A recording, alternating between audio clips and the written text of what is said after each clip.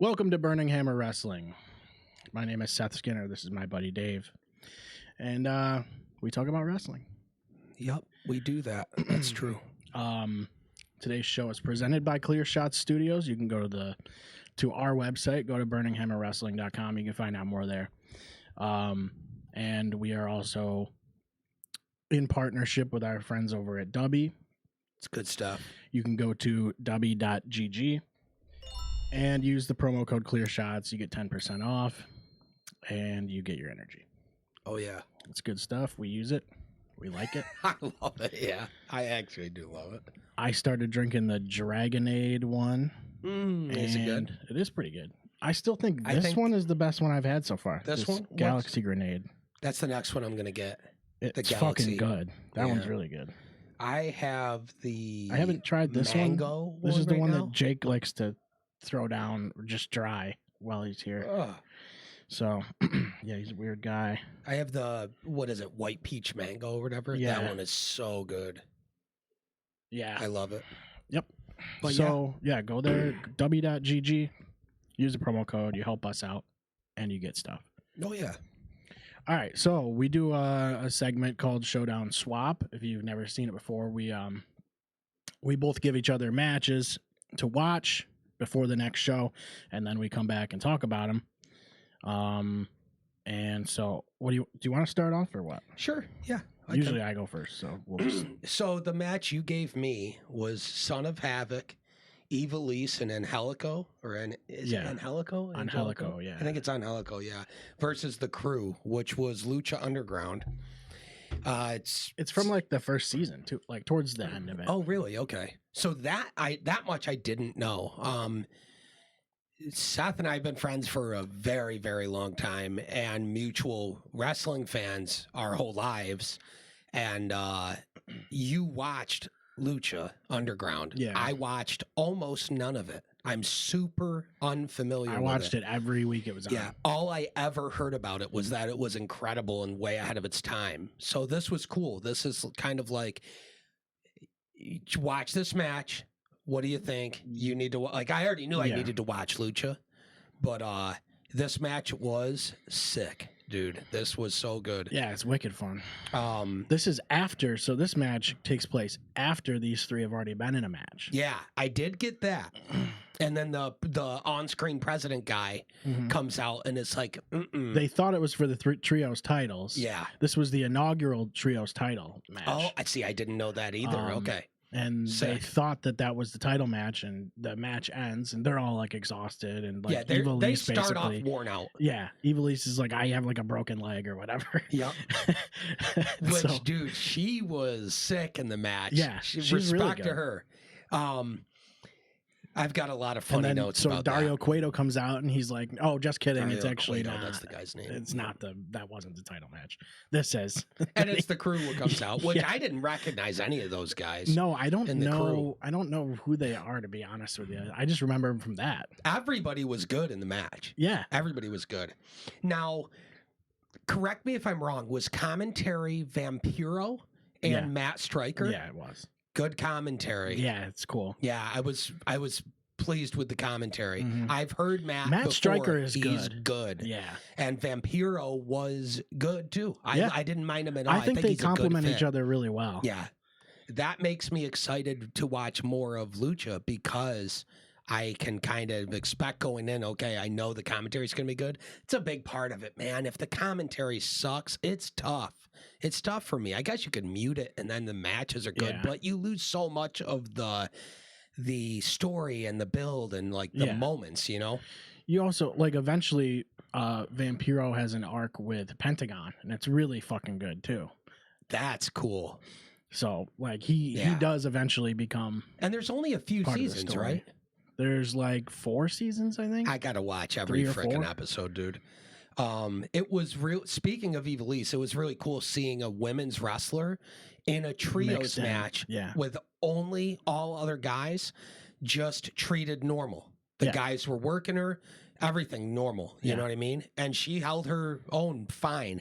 She was whipping ass with a kendo stick and shit. That was cool. Yeah, that's one thing. They do have a couple pretty good women wrestlers in there, but there's no women's division. It's just everybody's. So there's just a few women who are just working with the guys, which is sick. It was cool, man. I really enjoyed that aspect of it.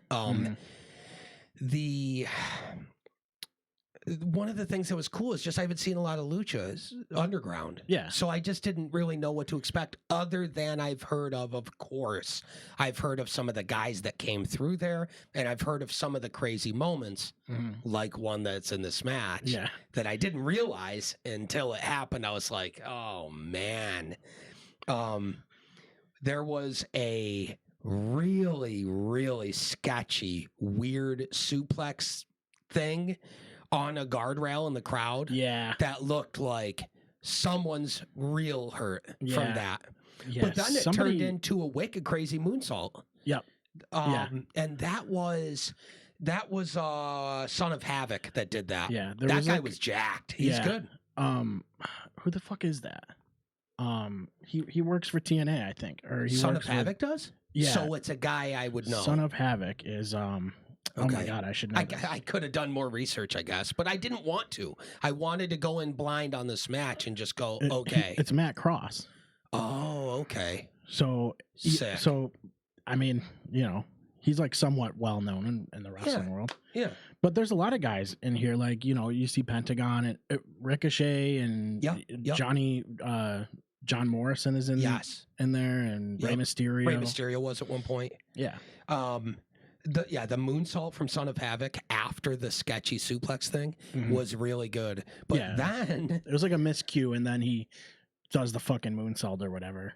Yeah. And then the Angelico guy does the spot, like he's crazy, like up over the rail on top of Dario's office. The crew guys like beat him up, put him up there. They say he's stranded, he's too far away to do anything on commentary, and he runs and does that.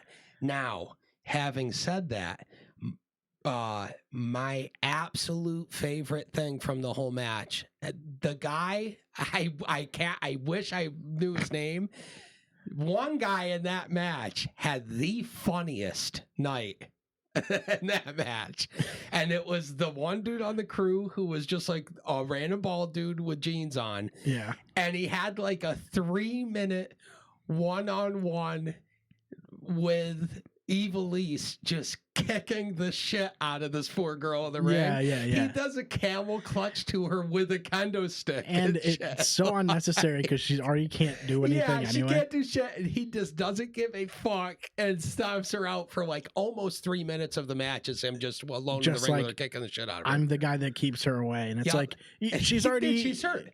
She's gonna just sit in the ring and watch the match. She's like crawling around and shit. She can't. But she ends up getting revenge with a kendo stick and shit, which was cool. Yeah. Overall, the match was only like 10 minutes long. Yeah, it's quick. It was perfect. The pace was crazy. The crowd was crazy in there. Like, and overall, the whole arena and like the set design of that place is legendary good. Yeah, it's so cool. Like, man, it would have been so cool to go see that, Yeah, it would. That is a special wrestling It's a small spot. amount of people. It's very intimate. Yep. And it reminds me of in the same way that the OG NXT arena is at Full Sail, where there's only a few hundred people in there, but the energy was insane and so many big moments in there, Yeah. I love the way the set is tied in to the other story moments, though. Like, obviously I haven't seen it, but I'm aware that part of the format of the show, what makes it so unique, is that there's like it all takes place in the temple, acted story moments, like where a guy playing a character comes in to have a meeting in the office with the boss or whatever, and that's that like acted television show presented style story leads to what the next match is or whatever. Yeah. It's genius, man. Yeah. I can't wait to watch it all. Like it's refreshing because you've never seen anything else like that. Yeah. You just haven't. It's presented as a TV show rather than wrestling on TV. Wrestling, because we're so used to the standard format of like WWE or even WCW at the time was kind of formatted similar. You know what I mean? Yeah. So we're so used to that. So seeing something presented instead like a TV show that happens to be the stories going on around the matches that end up happening. Yeah. Which is great. Really cool, you get to focus on stories a little bit better. Yep. A little Very bit cool. more. But it works because it's not the reason it works for me is because once the bell rings, it's presented now like you're just watching a wrestling event. Yeah. That's why it's awesome. It's not the same as if you watch like Heels or something, right? Which I haven't seen a ton of. I've only ever seen a couple episodes. But it seems like when matches happen in that, it's presented like a TV show where they just show you some key moments instead of going ding, ding, ding. It's like first challenger, and the it just Ultimate turns, Fighter. Like sometimes they'll show Yeah. highlights of a fight, and it's instead of going, here's a full fight. Yeah. Yes. That's what made Lucha so special, I think. Mm-hmm. As somebody who hasn't watched every episode and stuff, you know what I mean? That's what it felt like to me. It's cinematic based. Yes. You know? And so that's really all the notes I had on that. It was just super cool. I thought the crowd was crazy. The arena was awesome. Obviously, the big dive from Angelico was insane. Everybody in the match was solid. And it just made me really excited to watch more. Yeah, I thought it was a good match to give you because these are guys that like they made names for themselves there. Like they were guys. I had no idea who any of these guys were. So when you saw it at the time, yeah. And I know Angelico worked. I don't know if he's with AEW still. I think he is. He went there. I think for a while. So, but I'd have to look it up. But he's super good. He's super talented. Yeah. And then he partnered with Jack Evans in Lucha for a while, and they were a good tag team too. So you know, it's like a good like. It's just kind of there's covers real guys in Lucha Underground that ended up having real careers outside of Lucha. Yeah, I can't remember who plays Matanza, but he had a career too, I believe. Wasn't like Brian Cage in Lucha Underground too? Big, huge, jacked up dude, that right? might be it. I think it was Brian Cage. Yeah.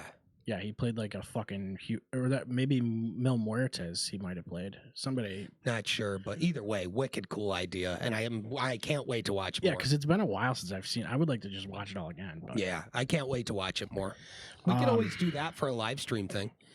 Watch an episode, count it in, watch an episode, and just watch it. And just talk watch about it. And people can watch along. Like a lot of it is on their the El Rey network. Oh, sick. Okay. YouTube. So like, people can watch it. That is huge. I don't know like about full episodes, but I know there's a lot of like their vignettes and matches and things like that are on there. Cool.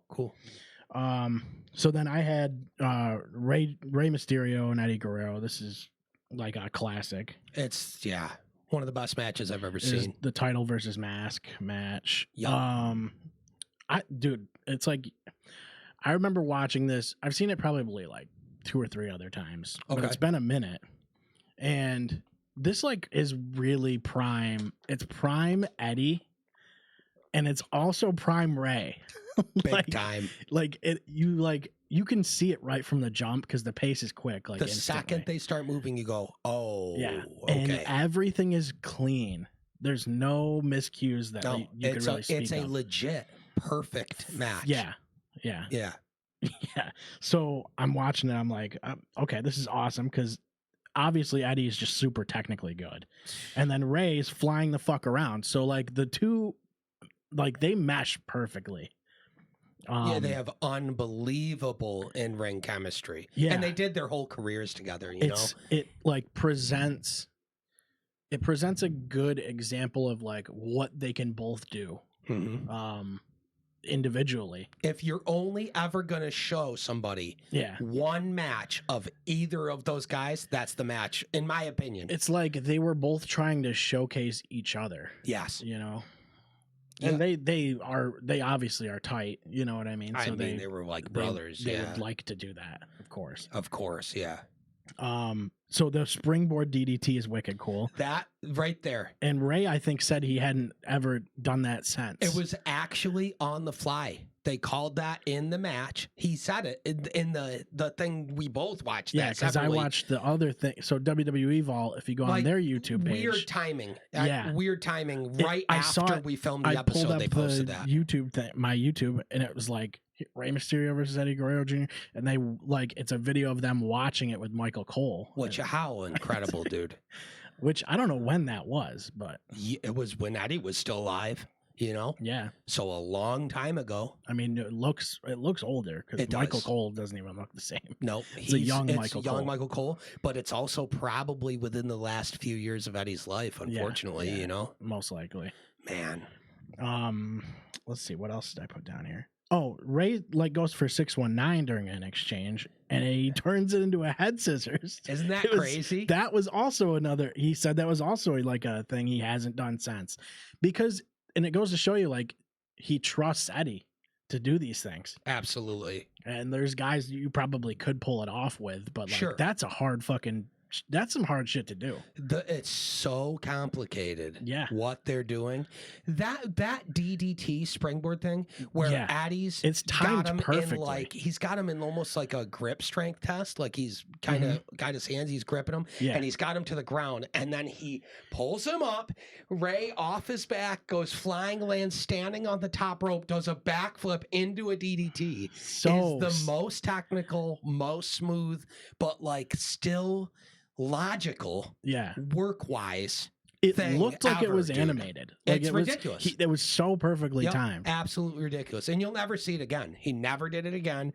No one does shit like that. He shouldn't do it again. That should be a standalone moment. That's a good spot to show guys who are obsessed with doing all this high flying cartwheel stuff, right? Which is cool. I mean, that's a perfect spot to show, to go, now here's how you do that stuff, and you manipulate it so that it actually fucking makes sense. And you sold it. And the setup for it was an actual struggle between you two. Yeah. It wasn't just, I do a cartwheel, now you do a cartwheel. It needs to reflect. Pause and try to look cool. It should reflect your opponent's style as well. Yes.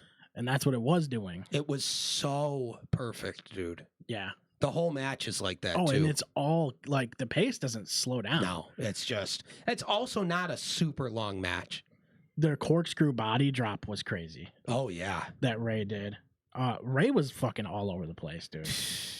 And then Eddie hits one of the, sickest power bombs I've seen in so long, dude. Tucks him wicked hard. Oh yeah, wrecks him. Crazy wrecks him. And it's dude. Like a pinfall power bomb, dude. It was nasty. I watched it a couple times. I was like, that was such a good power bomb. It looked so good. And you know how you always hear stories in WCW about how backstage the big guys that were the old dogs, they're all in their late 30s, early 40s. They definitely could still work and shit, but they were just lazy. It's just not up for debate. The big old guys were lazy, unmotivated, and had giant inflated guaranteed contracts, and they hated that guys the cruiserweight division were going out there making everybody look like shit because now they actually had to try to work good matches instead of going out there. Yeah, good luck. And so they would get heat because some people would give them heat, but then you'll hear other guys that were major dudes like Kevin Nash is famous for saying vanilla midgets and stuff, right? But I've heard him talk all the time saying we needed those guys, man. They were perfect. That's exactly what it is. Those cruiserweight matches on the turn of the hour. It was a 2-hour show. Right as that second hour started, cruiserweight match, and it would be that crazy every time. Yeah. That whole crew was the life's blood of WCW. It makes you want to do better. It should. It should make you want to do better. It should. And there were people that were pissed about it because they're like, "What am I supposed to do? Follow that?" And then some of the big dogs would go, "Fuck yeah, go follow it." Oh, you can't? Then I guess they need to move up the card. Yeah. It's when you go to a concert and you go home going oh shit, I need to get better. Yep. You know what I mean? Yeah. Absolutely. It's huge inspiring. And so Eddie's got him up for like a razor's edge basically in the corner. Yeah. And then somehow Ray turns it into a Rana and pins him. I mean, dude, some of these spots are Crazy. fucking just wild. Now, is that the one where He's he got has him- him like it's going to be a razor's edge? He goes to throw him, Yeah. and he like lands in around, Yeah. flips him, and does the pin, And yeah. tucks the dude. It was so disgusting. insane. Yeah. Oh, Yeah, that's a great goddamn. match. And it's like I Crazy. said, the pace just fucking is the same the whole time. And here's the thing: is it's like it's so hard not to go. Next match I got for you. Rey Mysterio, Dean Malenko at Halloween Havoc '96 or whatever. Yeah, Like, yeah. Here, check this here's out, too. another god tier from that Yeah, era. You yeah. know, it's so hard not to. But now that we've done that, I'll give you my next match. It's also a cruiserweight match from WCW. Okay. It ain't gonna be as good as that one though. So I remember this match is so what the fuck that I remember it as a core memory to this day, and I've been waiting to give it to you until this. Only it would have been my first match I give you, but I was going, I'm never finding this. I found it. So what it is early like 1996 WCW, right? Okay. As far as I know, it's the first match Conan ever had on WCW Nitro. Okay? It's Conan pre-NWO when he's dressed in really weird shit, facing Dangerous Devon Storm on a random 1996 Nitro. And it has to be seen to be believed how many miscues, mistimes, and bad-looking things happen in that match. I promise it's one of the worst matches you're ever going to see. I think It's going to blow your mind when you see it. I think it's so funny the way that this is working out because we are giving we're giving each other the same style of matches. I love that. And we're not and even we're not communicating talking about it ever. Yeah, behind the scenes, we don't plan any of this. I also have a guy dressed in a fucking suit that's a random dark. This is a dark match. Even better. It's fucking Mortis. Okay, Mortis, Canyon I love. versus Austin Aries. This is a What? dark match, a WWE dark match. Really? It's on YouTube, and I saw it the other day, and I was like, "That's got to go on the fucking." Was list. it a vault post? Yeah, No way. totally fucking random, and I was like, "What Mortis?" I have to see that. I was like, "That's gonna go in there next week." So Mortis on WWE television. Canyon was underrated, dude. horribly so. We talked about that. I think He's a very sad story for me, dude. When we were Yeah. kids, we loved the Mortis I character. didn't even know Austin Aries had a run. I don't even remember him having a run in WWE? No. Oh well, that was a dark match. It was probably a tryout. They knew that Canyon was coming in, Yeah. right? Like, when was the match? Was it pre WCW buyout, or was it once they had Canyon? Because Canyon was in WWE for a while. It's gonna be. I'm But sure he that the never got date's to on do here. the Mortis gimmick on TV. I mean, I guess he did if he was Mortis in this, but I don't remember ever seeing Canyon get to do the Mortis thing on WWE television. It's not even showing me a date. It's but okay. it But doesn't it's even a WWE so vault, so I'll it watch didn't it even there. list Austin Aries. It just says like it Of says course not. Mortis's unseen WWE dark matches from the WWE vault, and then he comes out, and I'm like, wait a minute, is that Austin Aries? Like, it doesn't even look like him. At That's first. so crazy. And it is awesome. And They then just don't give you- him credit. Yeah. Well, Good. I yeah, don't he's a understand. piece of trash, apparently. Yeah. I don't know the guy personally, but But the he- rumors are that he's a nightmare to work with, Yeah, I like would imagine. legidarily so. He's one of the only guys probably I've why he ever didn't get in seen. there. He's one of the only guys I've ever seen on a pay-per-view or like national television take a guy's finisher in a world title match in TNA, and the second the pin was over, just get up and walk out and no sell it and just fuck this company. He's one of the only guys I've ever Yeah. seen do that. Not a great sign. Can't Not a really great do sign that he's good to work with. Yeah. Yeah. Can't really Yep. do that. But he had he was a talented guy. He was good. That's why it's a shame that Yep. He was There was- great in NXT. I loved Yeah. him in NXT. we saw him here. We saw him here at the hockey rink or whatever. Yeah. And he got extreme bad cut. Remember that? Yeah. Who was the match with? It was a local guy who's really good. I don't know if he's an Oswego guy. but he was a 2CW guy. 2CW was a local Squared Circle Wrestling. Yeah, they were great, man. Yeah. Really good. Now the only thing around here is One Up Wrestling. Yeah. Which is somewhat new, I think. I think so. 2CW was very good. Great, yeah. I've been to a lot Kevin of 2CW. Owens, Kevin Owens, Matt Hardy, Rhino. Spike Dudley, Rhino was at that event. Luke Harper, back when he was Brody Lee or whatever. We saw him a few times there. Yeah, because he was a them. Rochester guy. Yeah. So he was in 2CW like all the time. Yep. Wicked cool guy. Very crazy to think about the fact that we've met a bunch of these dudes too. Because the thing is you'd go to 2CW, all these dudes were indies. It was just Kevin at Steen. their table selling their merch, and you could just walk up and shoot the shit with them. Yeah.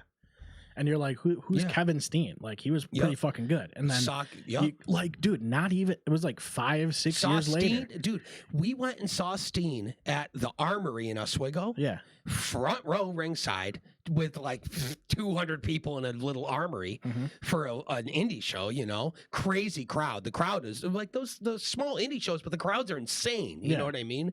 And you're so close and it's super personal, you know? And Kevin Steen had a match with Luke Harper when he was Brody, and one other guy, I can't remember, who was awesome too. It was Matt Hardy. Was it Matt Hardy? Yeah, it was Matt Hardy. Matt Hardy, Steen, and I found the video like a couple Brody, of weeks right? ago. And it's a triple threat match. It was like the main event of the thing. And they tore the fucking house down so hard.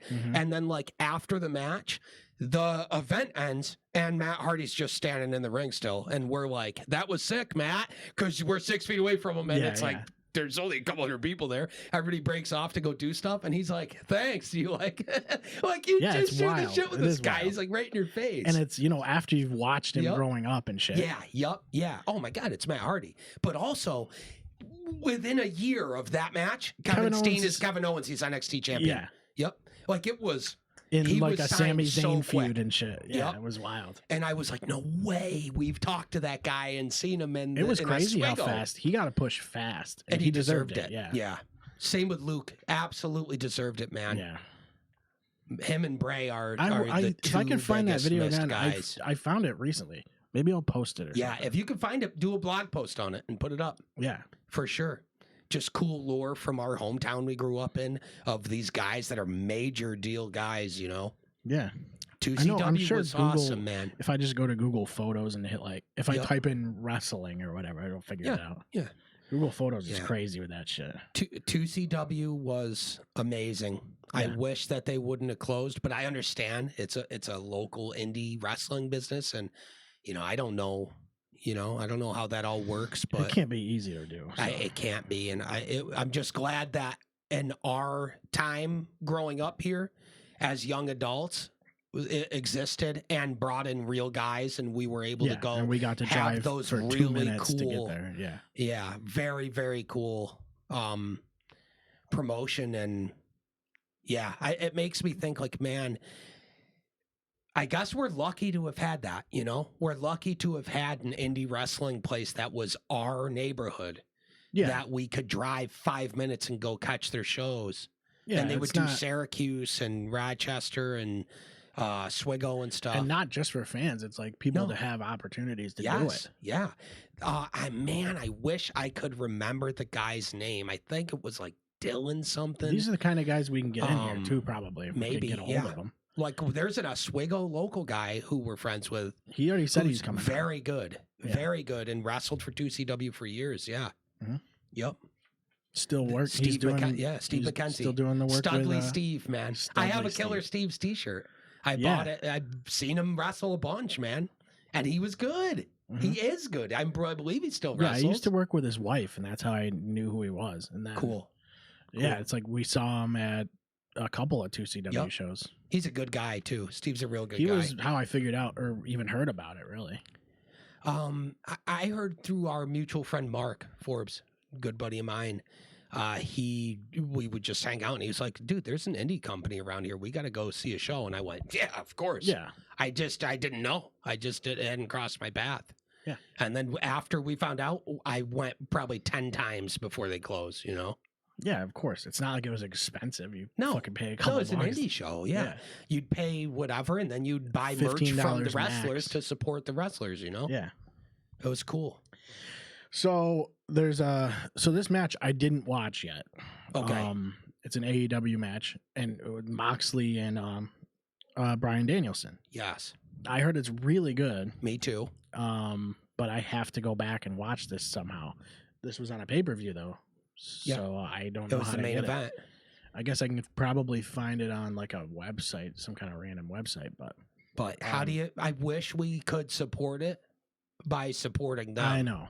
But it might be coming because they did sign the new TV deal, and I believe they're going to be putting stuff on Max. That's what I've heard. So eventually, hopefully, now that's I also real read that it is going to be because I think we talked about it last time. We did. The TV deal. We were good like, for what them, are they going to do with like live shows and stuff? And I think they're going to do them live. On Max? Or either do them live or put them on like the day after or week after. I hope so. Like what Hulu was doing with Raw and SmackDown for a while. Now they don't have SmackDown. Lame. Yeah, whatever deal ran out that fucked that contractual up. Trash. But is that going to continue with... So SmackDown's staying on USA, right? It is. And it's not currently on Hulu. I don't like that. It's on some question mark app. Whatever, they're owned probably by their parent company. Yeah, or whatever. Who knows? Trash. So yeah, I don't know. I just wanted to bring that up because that was, I know people absolutely. Watched it. And Moxley won. Yeah, and beat Danielson for their world title. And Danielson's full-time in-ring career is over. Mm-hmm. So that alone, it's a pretty big moment. It's got to be talked about because he just is one of the greatest in-ring workers of all time. Legend. Yeah. And in that regard, I mean, it goes without saying, but like, as a fan of wrestling, thank you, Bryan Danielson. Yeah, of course. It's like he had for a nice, all the matches. He had and a long run too, and that was like when I stopped watching like after his big run. That was kind of when I stopped. His big run was insane, man.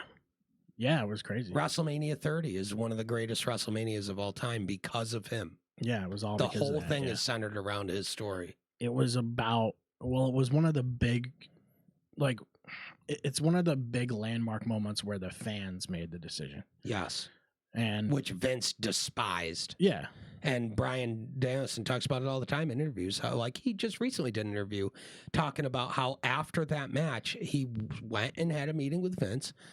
Literally an expected meeting where Vince was like, okay, we've got wicked good shit for you, man. He's like, so here's what we're thinking. So you're going to defend the title a few. He's telling them this arrogantly, like Danielson's going to love it. Yeah. He's like, yeah, so like this is going to be so cool, man.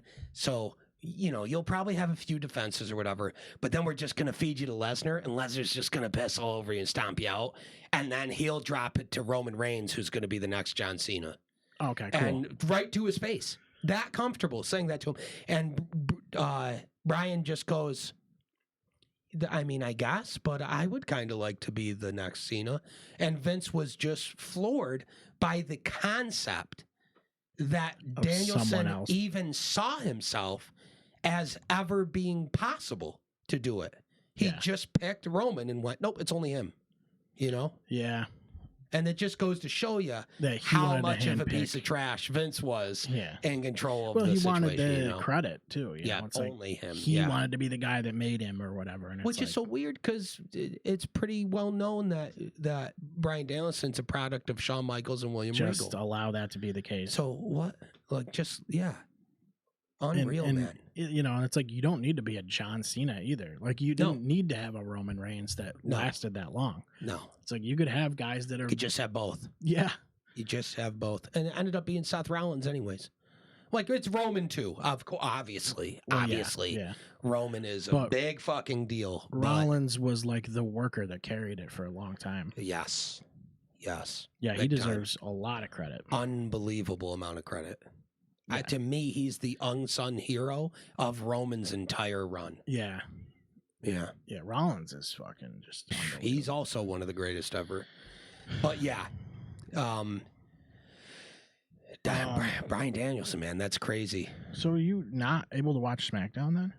or what? No, we found a way to watch it. I just couldn't watch it on Hulu. Had to watch it on like whatever bullshit app it is. Yeah. So the Roman and Jimmy segments have been really good. It's actually been really good because they've done quite a few of them too. Yep. They're going back to it throughout the show, and I like that. I think they're doing a good job with that. I loved when Solo and his bogus ass bloodline comes out and Jay gets in the ring with him and he's talking to him and he's like, why do you got to get these guys then? If everything's all good, why you get them? Why do you got to get Jacob, man? There's a reason he doesn't come around. And if he doesn't stop looking at me like that, I'm going to beat his ass or whatever. And the crowd goes wicked crazy. And he has a face off with him. And I was like, that everyone knows the real showdowns we're all waiting for are all these guys with Jacob Fatu, though. Yeah. Because that's the next Which thing comes I was up, saying. Because I think it was the last one, the most recent one. Yep. Where he faces off with Bryan. That was Raw. That was the most recent Raw. Yeah. Okay, it was Raw. Yep. Yeah, because they showed up during the match. They show up and that's perfect. Everyone was like, well, who's going to team up with the Bloodline then? If not Jay. And it's like, let them fucking cook. Yeah, let this pan out. Let them get it going, man. Yeah. They're putting the ingredients in. Because then you have something to come back to afterwards. Yes. And it's logical. Jay's telling everybody, guys, I just got off on my own. I just got my title. Yeah. Rhea Ripley's single, man. Like, leave me the fuck alone. And they just have to fuck him over and rope his ass in and give him a reason, a logical, story-based reason to come back in and go, okay, we got to get these guys done. Yeah, and it was like interesting. The dynamic was interesting too because he's in a title match. Yep. And he does lose the title match, but it was a fuck over. Yeah. Yep. Which that all factors in. Bryan, he benefits from it, but it was done in a way so it doesn't make it look like he's squatting up with the Bloodline. He's innocent party who benefits from the fact that the Bloodline's out for Jay. Right. That's all it is. Yeah. But like you were saying, when Bryan turns around and Jacob comes out and he sees him and goes, okay, and takes the straps off and they get in each other's face, that was the biggest crowd pop of like that whole match. And it was something that I never thought about because they're on different shows. Yeah. And so you see, because like when I saw them both there together before that moment even happened, I started thinking like, what if those two ever went at it? Because they're kind of the same. They're very similar style of like intensity turned up to 99 out of 10, And then, you see the face off and they're, teasing that shit. And that's smart. It's really cool. Yeah. And that's all you have to do is that. That's all you have to do. Because then you can come back whenever. Come back 6 months later and have it work out. After the roster shake up or whatever. Yep. The thing that's cool I like too is that talent isn't strictly staying on one show. No. You've seen like Liv Morgan with the come Crown over Jewel titles, which is awesome. It gives an excuse for why the champs need to be. Yeah, like that's true. The Judgment Day showed up on SmackDown to confront Nia Jax, Dominic, and it's like I don't know. I like that. I love it. I don't think it needs to be strict to. No, it makes sense to have a roster. Yeah, and let the majority of the work on both shows be tied to their rosters. But I get when that. You have beef with someone on the other roster, you can have these crossovers. Yeah.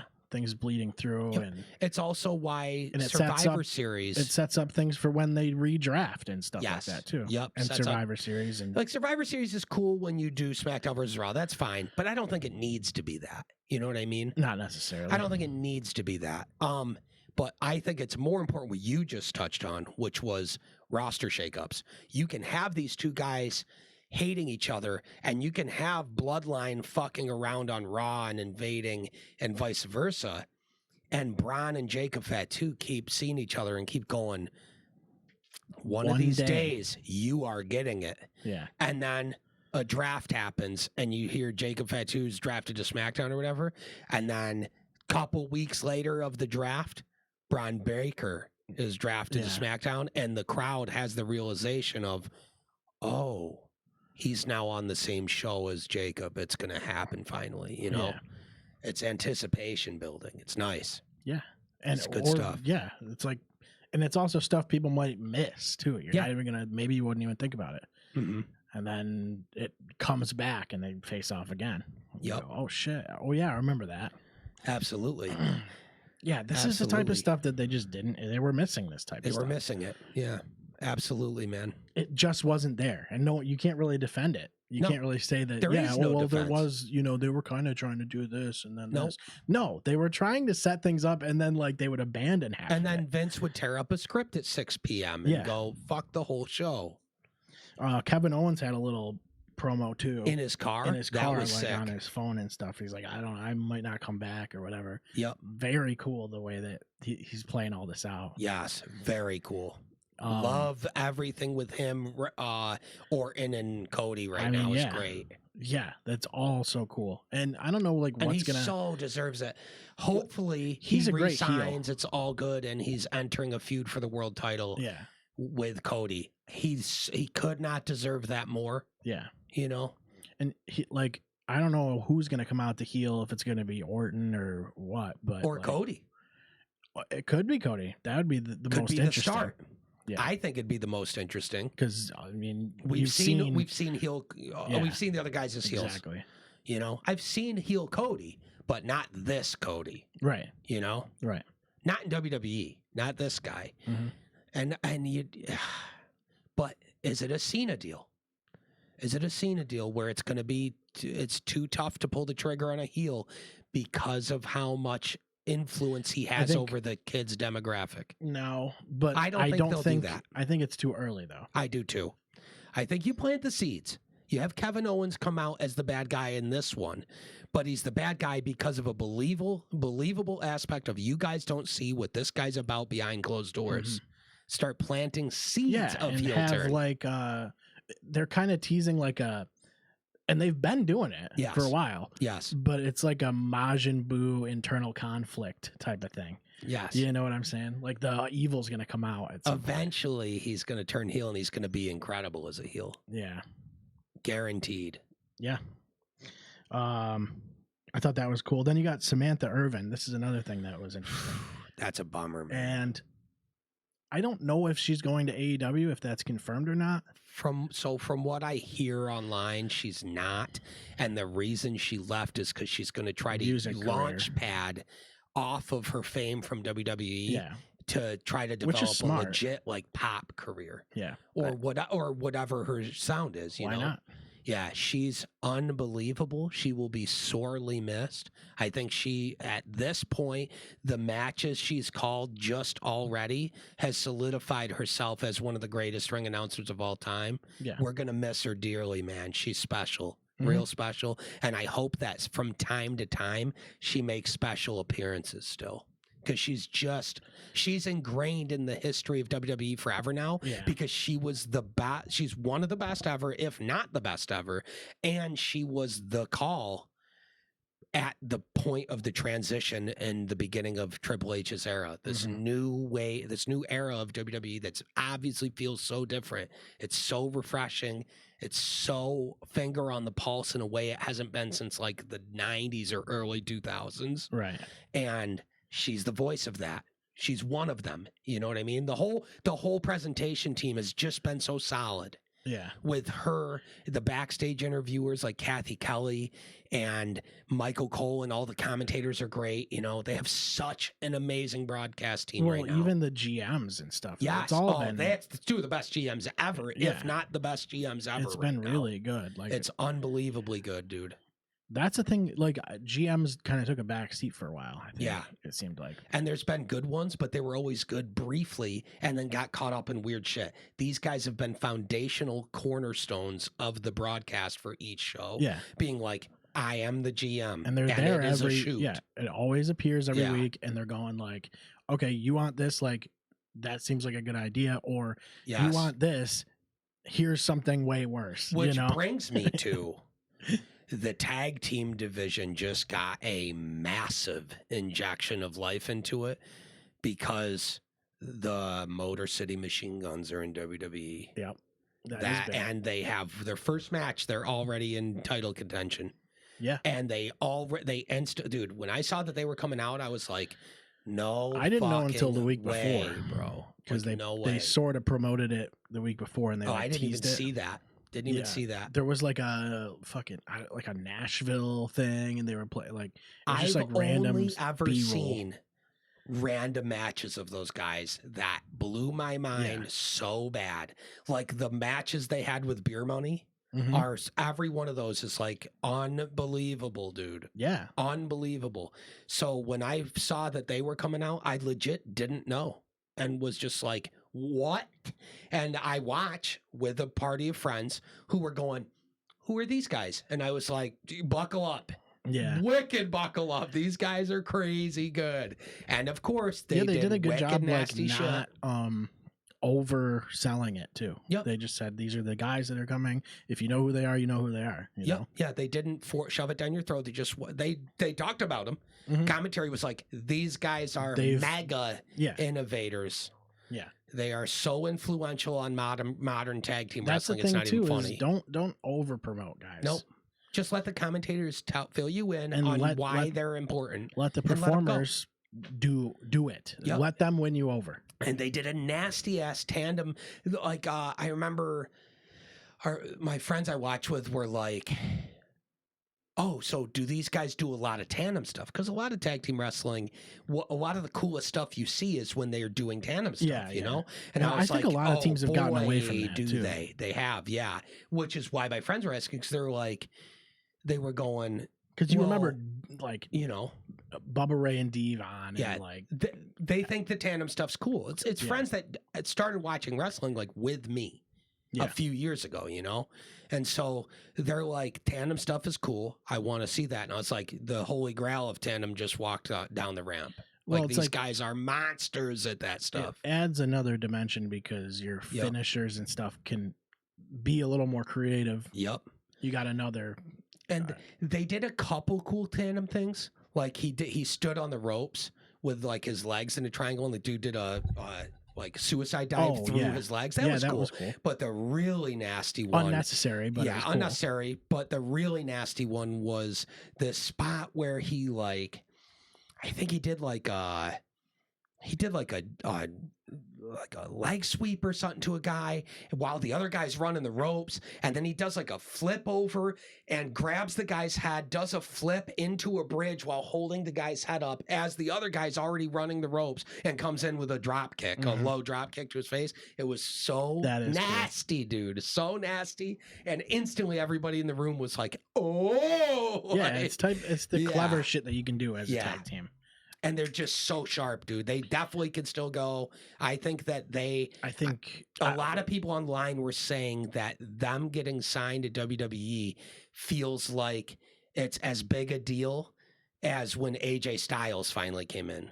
Like they are the tag team AJ Styles signing. I can't really argue with that.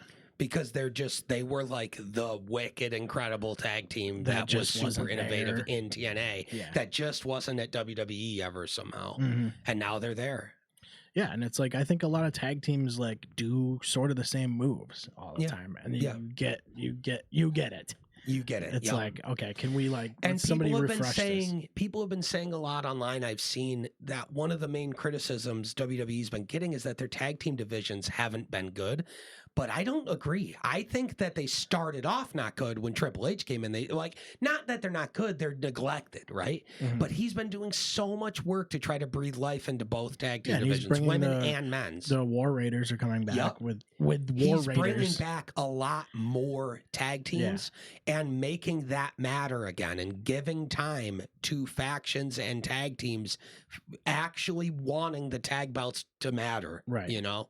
And he's kind of making the Final Testament. He's trying to push them a little bit. He's trying to actually give them something, which I love.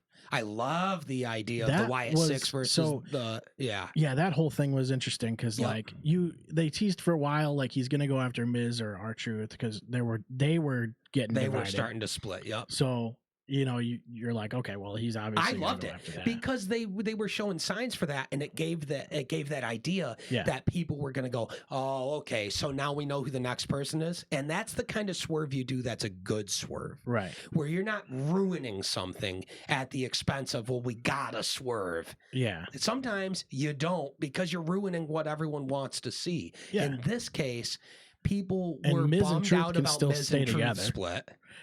Yeah, but if they want to, they can keep these guys together. They could. They can have them work it out. Yeah. You know, like I don't have know. them fight each other. And it whatnot. all depends on the way they want to approach it. It was just kind of so like at first it seemed like that was going to be the case. Yes. And then I don't know. Basically, they just appear out of nowhere. The ring just goes dark, which is kind of like no one really expected that. No, and it was like in the middle of the show. And they were. It was like they didn't make it like the main focus. R-Truth came in and interfered to attack Miz and got the biggest pop of the whole night. Yeah, like random, not random. I mean, he's over, but he got a wicked huge pop. He's awesome, and he was awesome. Yep, and he helps Xavier and Kofi win, who it looks like they're also splitting up. That's a whole nother thing. Yeah, help them win, and then his dumb ass goes up and celebrates alone on the turnbuckle, which made in second I saw it, I was like, the dumb fucker, he's gonna get ambushed now. Yeah. He just fucking fought all these guys, and he just is like, they're not going anywhere. They're not gonna jump me. I loved it. Perfect R-Truth logic. Yeah, to go, I got a taunt. What's up? And shit. Turns around, they're all waiting for him. Like, where did you think we were going, dude? And they all jump him and shit. Miz jumps him, and then Kofi's trying to go help him, but Xavier's going, what? No, he should have ran. He should have left with us. Fuck that. Yeah, we're not gonna go get our asses beat. And fucking Cross, who's so underappreciated. Yeah, he's so good. Well, that's what I'm saying. Is the Final Testament needs like a little bit of. They need that spotlight. And so he's standing there going, "Come on down, come on," and the lights go black. And everybody fucking went crazy, because then it was the realization. It's the anticipation thing where you go, oh, these are two factions that are going to have 1,000 God tier matches now. Mm-hmm. And it's just so logical. Right, because it just makes sense for those two. It's like in so many different dimensions. Yeah. This is going to be endlessly nasty, dude. Yeah. I can't wait. Yeah. Can't wait. That's going to be cool. Because like you could see it happening with Miz and Truth, but it's like it's two guys. It's two guys. It feels like you're just gonna get. It's not enough. It's way smarter having them feud as factions. Yeah, they line up, they mirror pretty well. It also looks like they might be legitimately teasing Alexa Bliss joining the Wyatt Six. I cannot wait for that. I need that. It shouldn't bad. be much longer if she is going to come back. And yeah, I think this feud will be what happens that ends up causing her to come back. Yeah. I think. I don't know, but it looked like I saw things online that people were pointing out some stuff, like little teasers. Yeah. Like her old voodoo doll thing she had was seen somewhere in the back up on a crate and shit. And I was like, it's happening. Yes. Yeah. I think they're going to do it. She's amazing, man. I love Alexa Bliss. I hope she comes back and has a real run. Yeah. For real. She's one of the, she's a very, I don't think she gets enough credit for being important to that first wave of main event, like women's wrestling. Yeah, definitely that started because everybody looks at Charlotte and Becky and Sasha and Bayley, and probably as well in that class you'd have Asuka, and it's logical, makes sense.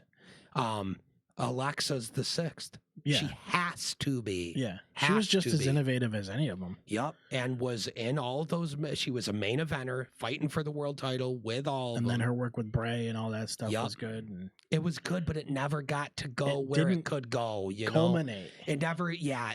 It never reached its peak or anything. The whole Fiend thing really didn't. Yeah, never was fully realized. Yeah. Oh, and then Carlito backstage, he goes, I gotta learn Chinese. He's a god, bro. I love and then him. everybody's like, that wasn't rehearsed. People were upset about it. It's like, who the fuck was upset about it? No one was upset. No one was upset. That. That's fake. It's hilarious. Fake news. No one was upset about that. Oh my god, dude. Carlito just kills it every time he's on there. And he gets better and better. He's unbelievable. He's always been that good though. He's so good. Dude, he used to feud with Cena and shit. Yeah. He's legendary good. And people are really seeing it now. They're letting him do more too. I love that when Raquel shows up with like Dom and Liv or whatever for the like to be in the Judgment Day, and she's also love that Raquel's back, and I was screaming for months. She's so ready. She just needs a harder edge. She needs a character shift. She's got to stop wearing the generic stuff and get badass. Yeah, because go to the she's badass. Rhea angle. Yes. And be the. And so this is perfect, man. This is absolutely perfect for her. She has, she's Hispanic. I'm not sure exactly, like I think she's Mexican, but I'm not 100% sure. So don't, I don't know. I don't mean to mischaracterize her ethnicity or whatever, but she's Hispanic, and there's like an aspect of that in the Judgment Day because of Dom and Carlito and stuff. So she's a great fit in that regard. But it was so funny when Liv is like, guys, this is Raquel or whatever, and she's just standing there looking hard, and Carlito like drops his apple, and it's like, oh, and they're just like, why are you being weird? And he's like, I'm not being weird. Like, what are you talking about? Like, he's instantly like, oh yeah. Dude, he's so funny, dude. He is so good. He's so good. That's all they need him to do. Yeah. Like, and wrestle random matches because he's sick in the ring. Right. He's always good. But he doesn't need to be ever like. Need to. He just needs to be featured as like a comic. He just needs to be that character. Yeah. Whatever they need him to do. Be greasy, cheat people, steal shit, be a dirty scumbag in an endearing way, and be funny. If he can do the Carlito thing, he could do that forever. He could do that till he's 70. Oh, yeah. It don't matter. He could be a manager after walking around with an apple as an old man, being a dirty scumbag. And he's going to be over forever. It was also, dude. I think it was really cool the way they, like, they gauged Raquel's power with Rhea. Yes. Like, there was a standoff there, and it felt like okay, there's actually somebody who first women to be there. Yeah. Who is very believable. Right. And there's a few. Okay, now there's like somebody who's like neck and neck with this. Yep. Now, like Jade Cargill, super believable look. Yeah. But I think people are aware of her lack of in-ring experience, which she's better every time you see her. Well, that's why one of the smartest things you could do is put her in a tag with Bianca, Yeah. And I love that. She's following the right path. They're getting her better at promos every time, which I always thought she was better at promos than she was in the ring. Like she's always been okay at talking. It doesn't seem like she's ever really, putting up like any sort of argument like I need to be pushed or whatever. She's all in, man. She just loves the process.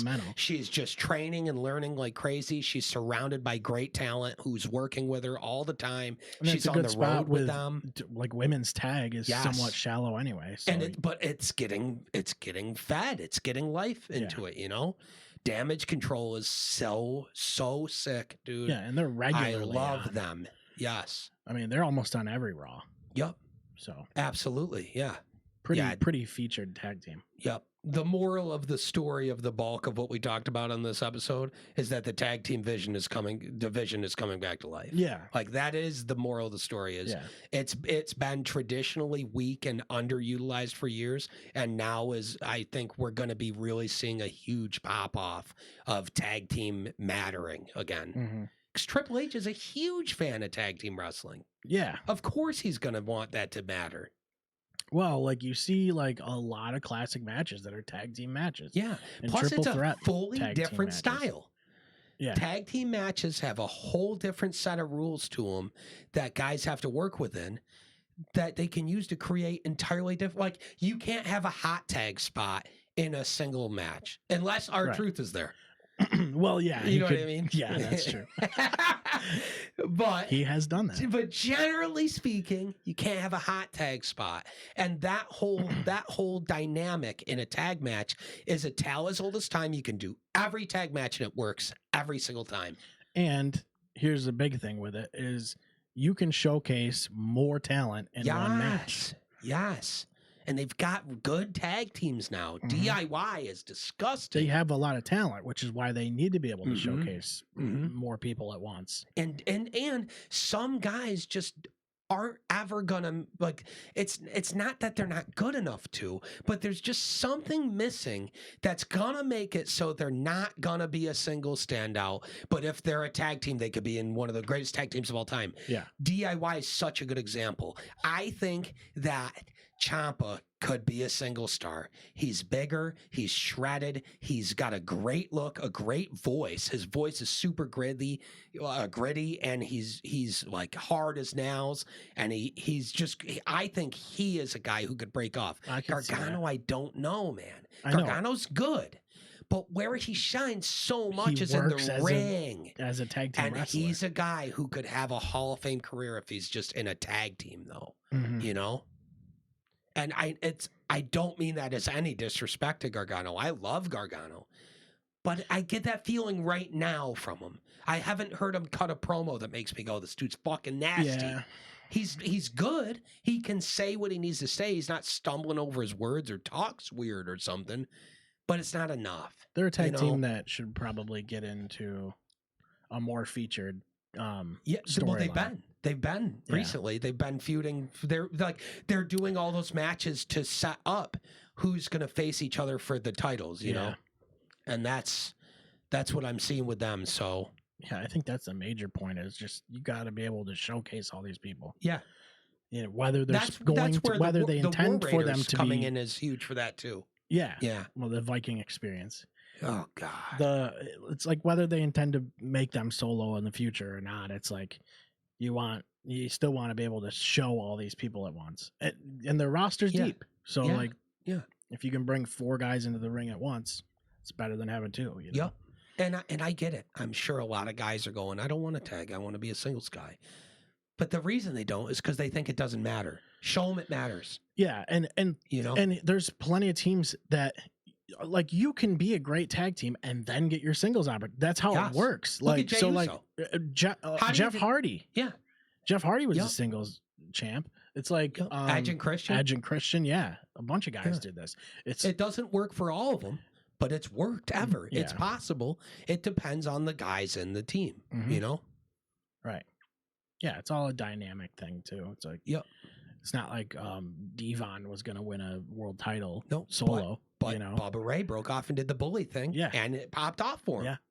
Oh, that was big, like a huge part of his main career. Event. Yeah. That I think a lot of people miss too. Bully with Scott Steiner was so funny, dude. Him with Scott. Yeah, like, what is yelling shit at him, and Bully would be the only guy willing to be that's like, a hilarious... what are you fucking talking about? Yeah. That's such a good dynamic between those two. Yeah, dude. Something I never would have thought of too. Oh no. Scott Steiner was just so awesome in TNA, dude. He was that's some of the best stuff he ever did was TNA. So good. I recently saw this short clip of Scott and Booker T tagging, and they're trying to figure out who's going first or something. And Booker T's like, oh, hold on. He's like, "Itty, mitty, miny, mo." And Scott goes, "No, wait a minute. Itty, mitty, miny, mo." And then Booker's wife is like, she's like, "Come on, guy, what? Stop being kids." Plus, besides, Booker called it first, and Scott goes, "I think I remember." Scott's like, he's like, "Baby, I'm good at any, mini, mighty, mo." It's so ridiculous. Those type of spots with Scott are his best shit. Yeah. It's all my favorite shit with him, dude. Oh, so good. Yeah, dude, that character is so good, dude. Oh my god. Oh man. Yeah. I mean, yeah. I don't know. That's it, I guess. That's it. We'll end on the Scott Steiner thing. But yeah, we never have enough time to talk about everything. But I feel like we covered a lot of covered current stuff. I'm a little more vague with my notes now. And some of those things, we're going to gut off on tangents and stuff. It's like, I can't, man. If I tried to take notes on everything, I probably wouldn't even be paying enough fucking attention to the show. I think we covered what was important. And I think having a large amount of it be about tag team stuff is totally fair. Yeah. It needs it. Yeah. People need to talk about the tag team division more. Make it matter. If you care as a fan, they will care. You know? Right. Yeah. People need to go crazy for the tag titles and make them matter, and they will matter. You know? All right. We'll see everybody in 2 weeks. Thank you for watching. You can go to w.gg. Use the promo. Action figure Ric Flair Get approves. Yeah. All right. Thank you for watching. We'll see you guys soon.